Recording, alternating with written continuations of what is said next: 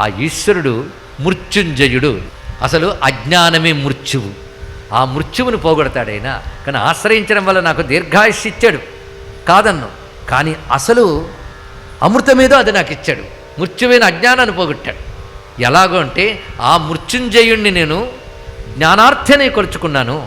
అప్పుడు ఆయన దక్షిణామూర్తి రూపంలో నన్ను అనుగ్రహించాడు అన్నాడు. ఇక్కడ దక్షిణామూర్తి ఏన అపరోక్షో భవతి అని చెప్తాడు. ఇక్కడ దేనివల్ల దక్షిణామూర్తి అపరోక్షమయ్యాడో, అపరోక్షం అనేది అద్భుతమైన వేదాంతిక టర్మ్. మీకు అపరోక్షం అంటే అర్థం తెలుసా? పరోక్షం అంటే తెలుసు కదండి. ఇంకా అంత మర్చిపోలేదు భాషని. పరోక్షం అంటే ఒక వస్తువు ఎదురుగా లేకపోతే పరోక్షం, ఎదురుగా ఉంటే ప్రత్యక్షం. భగవంతుడు ప్రత్యక్షమా పరోక్షమా? ఇప్పుడు అది ఆలోచించాలి. ప్రత్యక్షం అంటే కంటి ముందు కనబడాలి. కంటి ముందు పదార్థం కనబడుతుంది, పరమార్థం కనబడదు. గుర్తుపెట్టుకోండి. భగవంతుడు కళ్ళకు కనబడాలంటే వాడు మూర్ఖుడు అంటారు. నీ కళ్ళకి నీలాంటి వాళ్ళే కనబడతారు, పదార్థాలే కనబడతాయి. పదార్థం లక్షణం పుట్టడం పోవడం. భగవంతుడు అలాంటి వాడు కాడు కదా. అటువంటప్పుడు ఆయన ప్రత్యక్షం కాడు. పరోక్షమా? పరోక్షం అంటే ఎక్కడో ఉన్నాడు, ఎక్కడో లేడు, అంతటా ఉన్నాడు అని చెప్తున్నాం కానీ పరోక్షం కాదు. మరేం చెప్పాలి?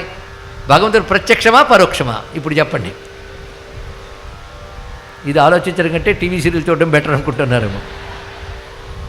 అప్పుడు ఒక టర్మ్ కావాలి భగవంతుడికి, పరమాత్మకి. ఆ టర్ము అపరోక్షం. అంటే అంతటా ఉన్నాడు, తెలియబడట్లేదు, సాధనకి అనుభూతికి వస్తాడు, అంతటా అనుభూతిలోకి వస్తాడు. ఇక్కడ అందుకే దక్షిణామూర్తి నాకు అపరోక్షం అవడం వల్ల, ప్రత్యక్షం అవడం వల్ల అనలేదు, అపరోక్షం అవడం వల్ల నాకు ఈ జ్ఞానం వచ్చిందయ్యా అన్నాడు.